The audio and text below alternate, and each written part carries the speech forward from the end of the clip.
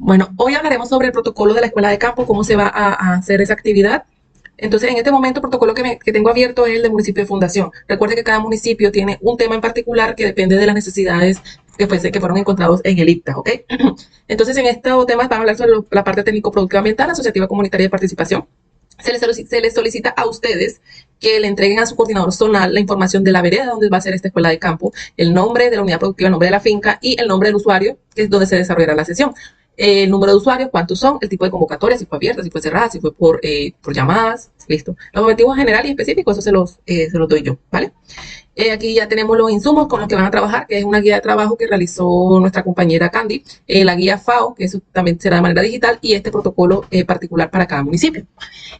Me van a dar, o le van a dar a su coordinador zonal, la información de cuál fue la alimentación que se brindó, se va a brindar en ese día, el refrigerio, que compone el refrigerio, que si el dedito, el sándwich con la bebida, y de almuerzo, qué fue el almuerzo, el arroz, la ensalada, el frijol con la proteína y la sopa, etcétera, ¿ok? Entonces acá se va a hacer la minuta de alimentación. Y el transporte, cuál fue el transporte que van a utilizar los usuarios para poder asistir a la escuela de campo. Entonces, lógicamente, para iniciar esta escuela de campo se debe hacer un trabajo previo, que ese trabajo previo consiste en localizar cuál va a ser el punto donde se va a desarrollar la escuela de campo, cuáles son las condiciones para esta selección, pues básicamente de que sea un espacio que sea de fácil acceso para todos los participantes, que tenga unas condiciones óptimas de infraestructura, que sea un espacio amplio, que tenga servicios como agua y electricidad, ¿vale? Y lógicamente una unidad productiva que sirva como un ejemplo para poder realizar las prácticas que se tienen planteadas, ¿vale? Y que sirva de ejemplo para visualizar a los otros usuarios de cómo debe ser entre comillas, una unidad productiva ideal. ¿Listo? Entonces, ustedes van a hacer ese trabajo previo para poder definir cuál va a ser ese espacio para realizar la escuela de campo. Recuerden que deben tener condiciones como de que si es de fácil acceso, que esté ubicado en vías principales, que sean en caminos transitables en lo posible, para poder asegurar la llegada de todos los participantes, ¿ok? También importante para la preparación del escenario, lógicamente, de que el espacio esté limpio, que no tenga basura, de que puedan tener ustedes ya la parte logística, organizar lo que es las sillas, lo que es el refrigerio, el almuerzo y todas esas cuestiones, ¿ok? Entonces, acá en la parte de organización del material de trabajo pedagógico, básicamente es una explicación de cuáles son esas bases pedagógicas con las que se van a trabajar, que ustedes como extensionistas deben tener, lo que va a hacer que es un aprendizaje significativo, porque estos contenidos están relacionados lógicamente con todas las prácticas agrícolas y con este enfoque de agroecología.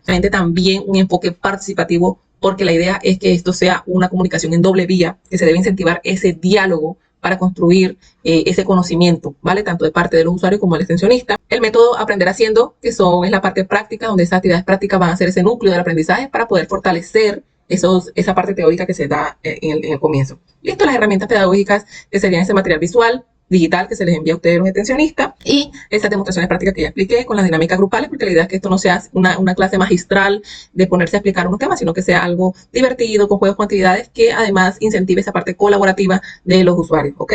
Que incentiven esa interacción y sobre todo ese intercambio de saberes entre todos los participantes. Entonces, para el inicio de esta escuela de campo, ya estamos acá, tenemos a los usuarios, están todos sentados. ¿Cómo iniciamos? ¿Qué hacemos? Primero, obviamente, es un saludo cálido, amistoso, porque ya muchos de todos los usuarios lo conocen, porque ustedes fueron a predio por predio, finca por finca, a realizar lo que fue el IPTA. Entonces ya se va creando como ese ambiente de compañerismo, por así decirlo. Entonces, la idea es que ustedes expliquen el objetivo de que por qué están aquí, porque estamos en esta escuela de campo, que esta escuela de campo es para fortalecer aquellas debilidades que fueron encontradas en la parte de cuando realizaron su IPTA, y también para incentivar ese aprendizaje con conocimiento que de pronto unos tienen, otros no, y hacer como esa cuestión como colaborativa, ¿vale? Entonces, luego de que se haga ese saludo, esa bienvenida, realmente se debe hacer lo que es la introducción al equipo que los acompañe, porque habrán algunos extensionistas que tendrán el soporte y el apoyo de promotores, de coordinador zonal, de incluso de las temáticas. Entonces van a explicar ese propósito del encuentro, donde van a enmarcar la importancia de los temas que van a tratar. En este caso, en esta primera sesión, que van a ser los temas de las semillas criollas y nativas, de la promoción del género, y van a hacer esa explicación de la agenda del día, cuáles son los temas que van a tratar, qué van a hacer, cómo lo van a hacer. Por último, yo les recomiendo que hagan una dinámica para romper el hielo, donde van a hacer que los participantes, los usuarios, los campesinos compartan su nombre, el cultivo que ellos manejen y una expectativa para el día, ¿vale? Esto permite que se cree ese ambiente de confianza y de participación desde el comienzo. No olviden resaltar esa importancia de colaboración y sobre todo de respeto mutuo para que la dinámica de la escuela de campo se haga de la mejor manera posible. Listo, ya estamos acá, ya hicimos la presentación, ya se hizo la bienvenida, todos se presentaron, se explicó el por qué y para qué estamos en esta escuela de campo. Entonces será la aplicación de la agenda del día, están todos sus usuarios presentes, entonces ustedes hacen, bueno, la agenda del día será la siguiente. Primero hablaremos del tema del enfoque de género, segundo hablaremos de las semillas criollas y nativas, tercero hablaremos del aprovechamiento de los recursos naturales, entre paréntesis les digo que este es el tema específico de fundación, cuarto hablaremos del fomento a la asociatividad y haremos una evaluación de la jornada donde vamos a recopilar qué les pareció a ustedes, la percepción de ustedes en esta escuela de campo y haremos unos compromisos y acuerdos para asegurar que ustedes se comprometan a implementar las prácticas que van a aprender acá el día de hoy. Entonces eso básicamente es lo que ustedes van a hacer. Recuerden que al momento de la actividad práctica siempre se van a dividir en grupos, entonces ya en la parte de la práctica les explico cómo va a ser cada actividad. Recuerden que cuando hagan esas divisiones grupales, se aseguren de que cada grupo no sean solamente mujeres o solamente hombres, sino que esté esa mezcla de tanto de género como de edad para que todos puedan ser participativos, ¿ok? Entonces iniciamos, ya estamos oficialmente, damos inicio a la escuela de campo, iniciamos con el tema del enfoque diferencial de género. Ustedes los extensionistas van a explicar qué es el género. Acá se le colocó, una pequeña concisa de describir qué es el género. Entonces ustedes van a hacer esa explicación de que el género es esa construcción social donde nos asignaron los roles de quiénes somos las mujeres, quiénes son los hombres en la sociedad, cuál es la responsabilidad de cada uno. Pero resulta que la diferencia entre hombres y mujeres siempre ha existido y esas responsabilidades se distribuyen o se perciben de que se distribuyen de una manera no muy equitativa, no muy igualitaria. Entonces empiezan ustedes como a hablar ese tema de lo que es ese género, de que cuál es ese enfoque del género en la mujer rural y el hombre rural. En esas actividades son realmente igualitarias, esas responsabilidades, esos roles son equitativos o son desiguales. Entonces ustedes empiezan a hacer como esa explicación. Pueden empezar a adentrarse por acá, les coloqué de que lógicamente desde la antigüedad también las mujeres son fundamentales para esa actividad agrícola, pero podemos enfrentar esas barreras que nos limitan porque como nos dedicamos solamente al cuidado del hogar, no tenemos los recursos, no tenemos acceso a los recursos de la tierra, al crédito, capacitaciones. Entonces esto nos impacta en ese desarrollo personal, sino también en la parte de la productividad general y el bienestar de nuestras comunidades, que a las mujeres nos considera como las responsables de cultivar los alimentos para el consumo familiar. Entonces esto nos convierte en las guardianas de la seguridad alimentaria y nutricional, pero esas limitaciones que nos imponen por estos sistemas tradicionales pueden hacer que nos reduzcan esas capacidades que tenemos las mujeres de ser innovadoras y de poder mejorar los métodos agrícolas. Entonces ustedes van a empezar a entrar en ese tema de desigualdades para poder valorar y poder potenciar ese valor de la mujer, ¿ok? Esto es lo que van a hacer en la parte teórica, explicar qué es el género y cómo se abordan esas desigualdades. Luego, entonces cuando ya terminen ese tema, podemos iniciar el tema de semillas criollas y nativas. ¿En qué consiste este tema? Pues básicamente vamos a explicarle a los extensionistas qué son las semillas criollas, qué son las semillas nativas. Entonces ustedes, cuáles son las diferencias de pronto con las semillas comerciales. Entonces ustedes inician explicándoles si ellos saben qué son las semillas, si ellos saben identificar las semillas de las semillas comerciales, las semillas criollas. Yo les recomiendo obviamente a ustedes que hagan uso de su bagaje como extensionistas. ¿Ok? Entonces ustedes empiezan a explicar que las semillas nativas son aquellas semillas que se cultivan en el sitio donde estamos, que han sido adaptadas localmente por agricultores, que han sido desde la antigüedad, han sido escogidas por nuestros antepasados porque esas semillas eran las que tenían mejor resistencia a las enfermedades o se adaptaban mucho mejor al clima y se han ido teniendo como un legado de generación en generación. Entonces ya uno empieza a reconocer a esa semilla no solamente como esa semillita que sale y de ahí sale una planta, sino como una fuente de vida, esa herramienta para poder asegurar lo que es la soberanía alimentaria y dándole como ese respeto o ese valor de nuestros antepasados, porque esto es un conocimiento que fue de selección, de producción, del cuidado, que se transmitió de generación en generación y desde hace muchos años y lo tenemos hoy en día. Entonces como ese valor que se le da a ese trabajo que se hizo anteriormente y que hoy en día tenemos actualmente y es lo que nos ha dado una diversidad y nos ha asegurado tener la alimentación, ¿ok? Entonces pueden seguir hablando sobre las diferencias que existen en las semillas comerciales, que obviamente las semillas comerciales deben comprarse anualmente porque estas no van a reproducirse de igual manera y las semillas criollas y nativas son propias de la zona y tú las puedes volver a sembrar y siempre puedes estar compartiéndolas y además están adaptadas al clima, no necesitan químicos. Entonces pueden empezar a hablar sobre la diferencia. Entonces pueden encontrarse con casos donde algún usuario le puede decir, no, yo prefiero comprar semillas certificadas porque me va a dar la seguridad de que voy a tener una cosecha, pero entonces ustedes también tienen que hablarle y explicarle de que las semillas criollas y nativas también les pueden dar una buena cosecha, porque lógicamente como han sido seleccionadas cuidadosamente y son semillas que están adaptadas a esos cambios del clima, a las enfermedades, entonces tienen mejor viabilidad que una semilla que tiene químicos, que es comercial, ¿vale? Entonces Entonces, explicarle que las semillas son bienes fundamentales para la vida, no pueden considerarse una propiedad del Estado, están ligadas a nuestra cultura, a la cultura de nuestros pueblos, a nuestros antepasados, no se considera como una cosa, una mercancía. Entonces, la idea es basarse en la adopción de técnicas y prácticas adecuadas para esas comunidades locales, explicar que las mujeres tenemos ese rol del cuidado y la crianza de las semillas, porque nosotras como tenemos esos saberes como tradicionales, de selección, de almacenamiento, entonces ese rol de la mujer, ¿vale? Entonces aquí habla sobre el bienestar de las semillas.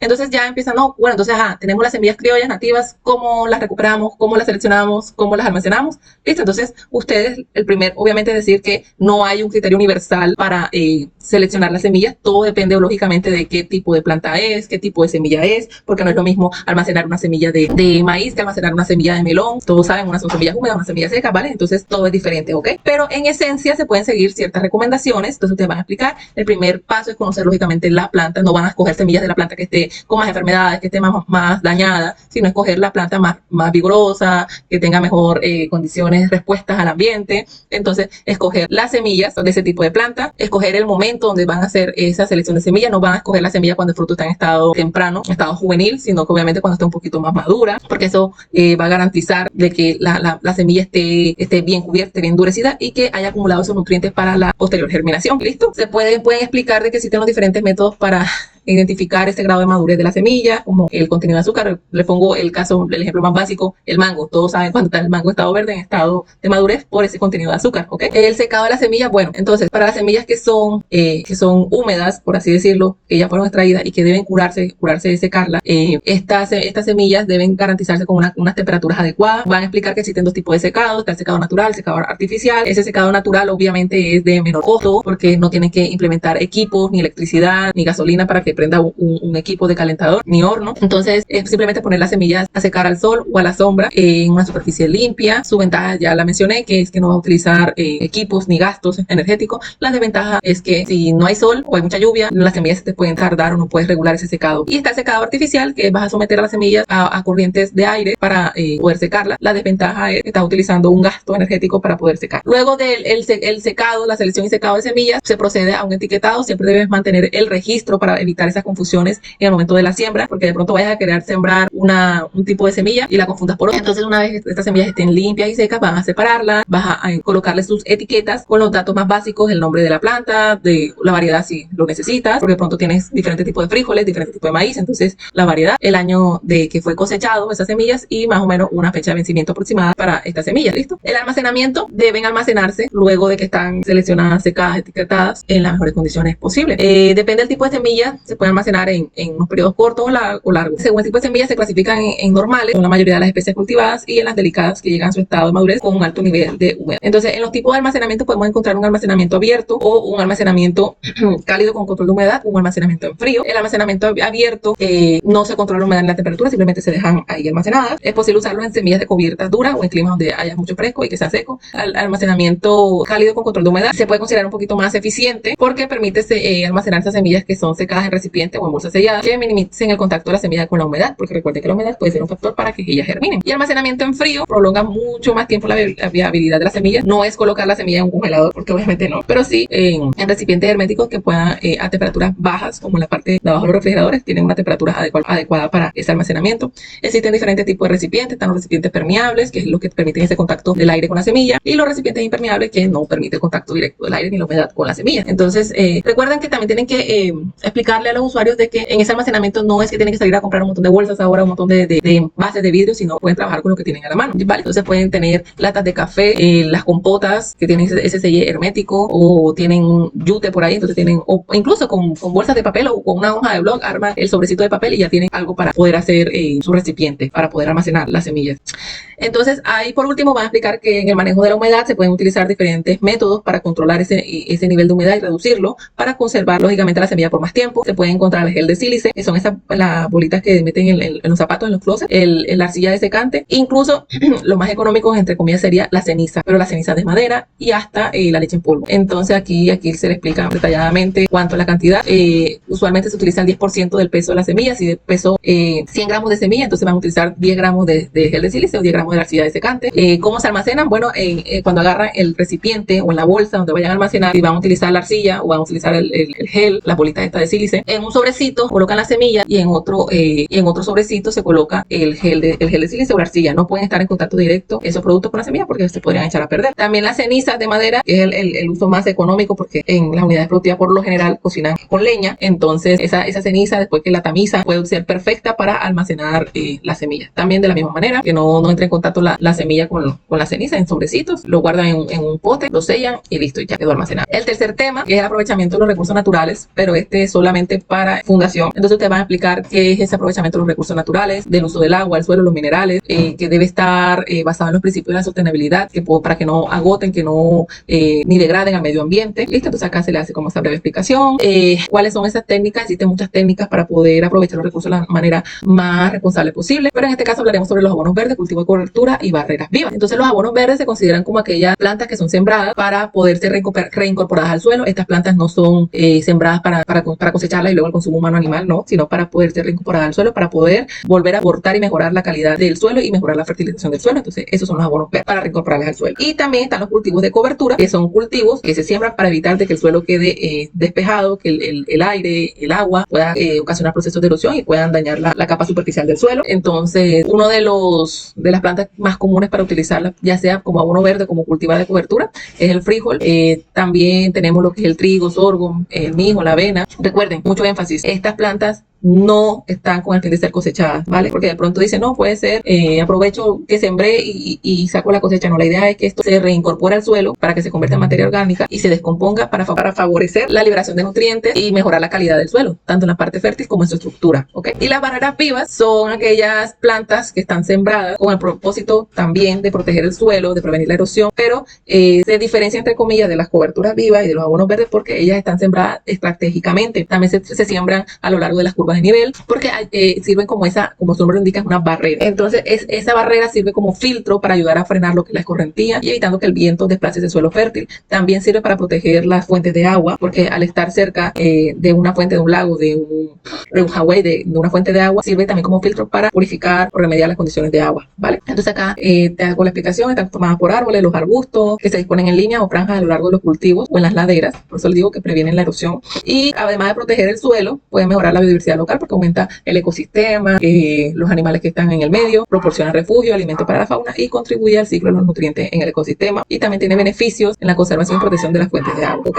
Entonces ese tema es súper sencillito, súper bonito de hablar. Y por último, el último tema que van a tratar es el fomento de la asociatividad. Entonces van a explicar y por último sería el fomento de la asociatividad. Van a explicar por cuál es la importancia de tener asociatividad, la importancia de tener las buenas relaciones, porque lógicamente en el mundo no somos seres individuales, sino que somos seres que necesitamos interactuar con las demás personas y qué mejor manera que nos ayudemos entre todos generando asociatividad, ¿vale? Entonces va a explicar algunos términos de qué es la asociatividad, cooperación, trabajo en equipo, donde participamos todos, para qué sirve. Entonces la asociatividad sirve para poder ejercer en el mercado y tener como más fortaleza en el mismo mercado para poder desarrollar excelentes planes de trabajo. Los empresarios no son uno solo, son asociativos. La ventaja y beneficios de la asociatividad es que reducen los costos de transacción, disminuyen los riesgos en los negocios, aumenta la rentabilidad en los nuevos mercados, etcétera. Entonces aquí tienen las ventajas y beneficios de la asociatividad, los factores de éxito en el proceso asociativo, cómo orientar al mercado, el negocio, al portafolio productivo, que existen diferentes formas de asociatividad,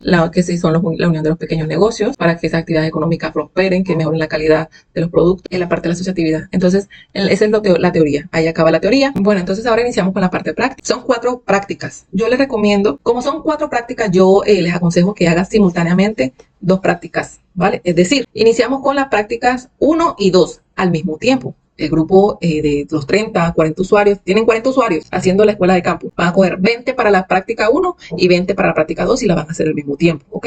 Entonces, los 20 de la práctica 1 van a trabajar el árbol de la fortaleza.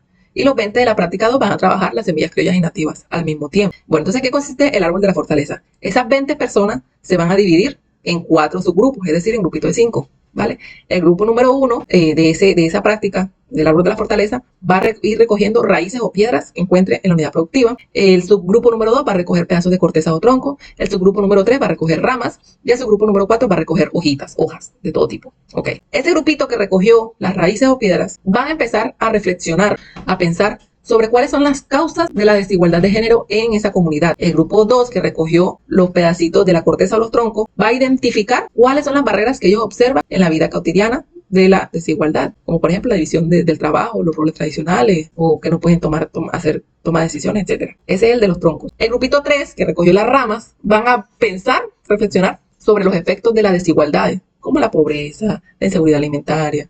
¿Ok? ¿Cuáles son esos efectos? Y ese grupito 4, el que recogió las hojas, son los que van a dar las ideas para superar las desigualdades que fueron mencionadas por el grupo 3, 2 y 1. ¿Ok?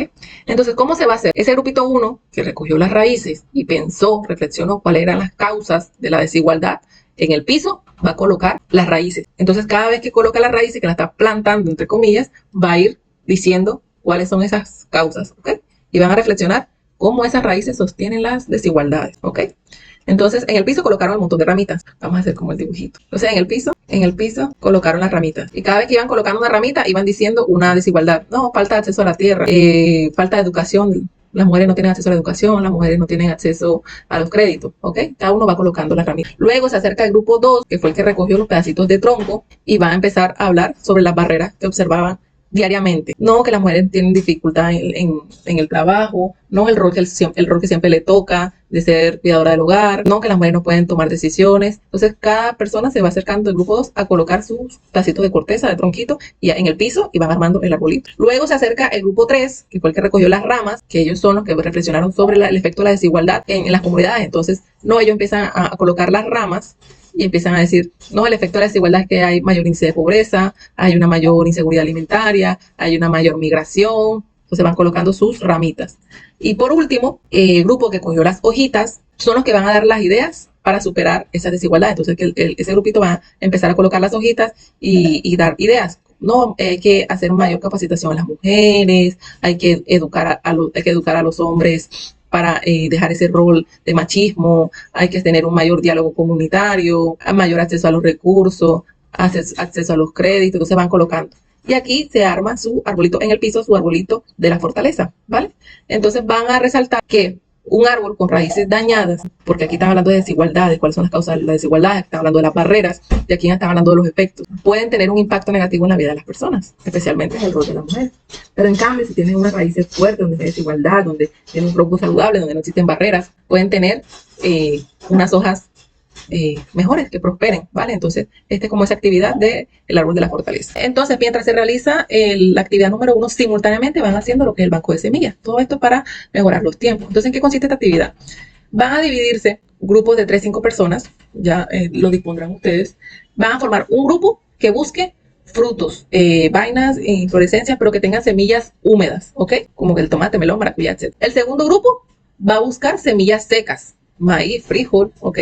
Listo. Y el tercer grupo va a seleccionar las semillas que habían traído todos, porque ustedes cuando hicieron la convocatoria debieron invitar a los usuarios que lleven las semillas de sus fincas de todo tipo, buenas, malas, como sea, pero que les llevaran semillas. Entonces ese tercer grupo va a seleccionar todas esas semillas que trajeron y las van a empezar a clasificar, las de mejor calidad, siguiendo los criterios cuando ustedes hicieron la explicación teórica. Entonces, y van a desechar aquellas que no cumplen los criterios y van a empezar a discutir por qué sí escogieron estas y por qué desecharon aquellas, ¿ok? Entonces, el grupo que tenía las semillas húmedas va a abrir esos frutos, los va a extraer y va a lavar las semillas, ¿ok? Y el grupo que tenía las semillas secas va a hacer como esa separación de paja, de vainas que tenga para poder tener su semilla, ¿ok? Listo. Y también van a proceder a escoger cuáles son las mejores semillas adecuadas para poder conservarla y almacenarla.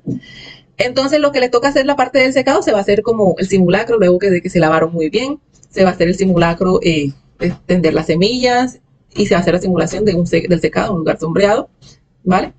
Entonces, hay otra parte de la actividad, listo. Entonces, para los que trajeron las semillas que estaban secas, o los que el grupo que trabajó con las semillas secas, se va a hacer lo que es el simulacro, si es posible, del simulacro de almacenamiento con cenizas de madera, ¿ya? Entonces, van a guardar en un sobrecito las semillas y en otro sobrecito la ceniza de madera. Y se va a proceder a hacer el etiquetado con el nombre de la semilla, la fecha y lugar de recolección. Y lógicamente, lo que más se necesitaría es que se haga, luego de que están estas semillas clasificadas y etiquetadas, se procederá a conformar un banco de semillas comunitario. Pueden haber intercambio de semillas entre los usuarios, sería como una actividad muy prometedora. Listo. Para el caso de fundación, que es la protección de fuentes de agua, es el aprovechamiento de los recursos naturales, como el tema fue de abonos verdes, cobertura, cultivo de cobertura y barreras vivas, no nos podemos poner a sembrar en el momento para ver cómo funciona, cuál es el papel positivo en el suelo. Entonces se va a hacer como una práctica donde ellos puedan experimentar la ventaja de tener esas coberturas en el suelo, y qué mejor manera de hacerlo de manera visible. Entonces esta es la práctica que van a hacer. Ustedes extensionistas deben tener 3 botellas cortadas así por la mitad, van a llevarla allá al sitio. ¿Listo? Entonces, en la primera botella van a colocar una porción de suelo que contenga la vegetación intacta, o sea, cuando saquen del suelo, traten de no dañar las raíces. En la segunda botella van a tener en lo posible de que tenga una que otra raíces y el resto de hojarasca. Y en la tercera botella, que no tenga nada de raíz, o sea, la tierra completamente desnuda, ¿vale? Se le va a echar la misma cantidad de agua en las 3 botellas y se va a recopilar, se va a recoger esa agua y van a notar el tiempo que se demora en infiltrar el agua por la botella que tiene completamente vegetación y raíces, por la que tiene más que todo hojarasca y por la que está completamente desnuda. Entonces van a tomar sus conclusiones de que cuál es la mejor tierra, por así decirlo. Es aquella que tiene completamente la cobertura vegetal, porque prácticamente sirve como un filtro para mejorar la calidad de agua, además de que el agua se absorbe rápidamente, a diferencia de las otras 2 aguas, porque aquí en la dinámica les coloqué esta imagen para que fuese más visual de lo que ustedes van a hacer.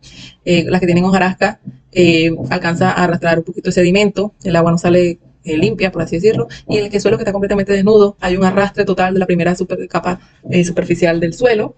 Entonces aquí se puede ver esa dinámica de cómo funcionan los cultivos de cobertura, las barreras vivas, los abonos, en la parte de lo que es la estructura del suelo y cómo sirve para conservar los recursos hídricos, ¿ok? Entonces esa es la tercera actividad. Esa tercera actividad se va a hacer simultáneamente con la actividad cuarta, que es conociéndose entre sí. Entonces todos van a escribir su nombre en un papelito y van a empezar a pensar cuáles son las personas que más le ayudan a conseguir su sustento, que si sus vecinos, los parientes, hermanos, hijos, esposa, el padre, el jefe, ¿vale? Y van a pensar cuáles son todas esas personas que nos ayudan, porque esto nos permite a conocer, y no solo conocer, sino como a valorar ese trabajo o esa ayuda que tenemos de parte de otras personas, ¿vale? Entonces eso es esa actividad de conocernos entre sí. Luego, esta es una actividad muy cortica, ¿listo? Entonces, luego de que haga simultáneamente tanto actividad 3 como actividad 4, y ya terminen todas las actividades, procederemos a hacer la evaluación de la jornada, que es identificar que todos los usuarios recolecten la información que se les dio y vamos a hacerlo de una manera dinámica. De pronto ya están cansados para este momento, entonces la idea es que sea lo más dinámico posible, donde se van a hacer como 3 preguntas claves: qué fue lo que más les gustó la jornada, si el aprendizaje lo consideró útil o importante y qué sugerencia tiene para las futuras sesiones. Entonces pueden hacerlo de esta manera, con una semilla, un fruto, una piedra, lo que tengan a la mano, lo irán pasando de mano en mano, van a formar un círculo todos los usuarios y lo van a pasar ese objeto de mano en mano, que es el que va a tener la palabra, y va a asegurar de que haya un orden y fomentará la participación de todos, ¿vale? Recuerden que el extensionista actuará como moderador, escuchando cada respuesta. Les recomiendo de que esto lo graben en lo posible, en audio, para poder de pronto más adelante escribir en los informes. Entonces aquí esta dinámica no solo recoge la retroalimentación de los asistentes de manera directa, sino que también fomenta el respeto mutuo, la escucha activa y el sentido de la comunidad. Finalmente, el extensionista va a resumir cuáles fueron los comentarios principales y se agradecerá a todos por la participación que tuvieron en este momento. Entonces, en la parte de los compromisos, ustedes deben asegurarse de los compromisos que van a tener con esa población usuaria para que puedan adoptar las prácticas por ejemplo, las semillas, que puedan aprender a hacer esa selección, que ya aprendieron a hacer esa selección de semillas y almacenamiento, y que puedan hacer un intercambio de semillas. En la parte de las barreras vivas, que empiecen a sembrar barreras vivas para proteger. En el caso de Fundación, uno de los extensionistas, sus IPTA mostraban que los 30 usuarios no tenían barreras vivas para protección de las fuentes de agua. Entonces sería ideal que empezaran a implementar ese tipo de siembra, también como las coberturas para el cultivo de cobertura y los abonos verdes para proteger la forma del suelo, proteger su fertilidad, entre otras. ¿Listo? Entonces, ya, en eso consistiría la escuela de campo. Hacen su parte teórica, su parte práctica, los compromisos y la evaluación de la jornada. Y eso es todo. Procederán a su refrigerio, no sé, en los momentos que sean pertinentes, y el almuerzo en el momento que sea pertinente. Y eso es todo. Muchas gracias.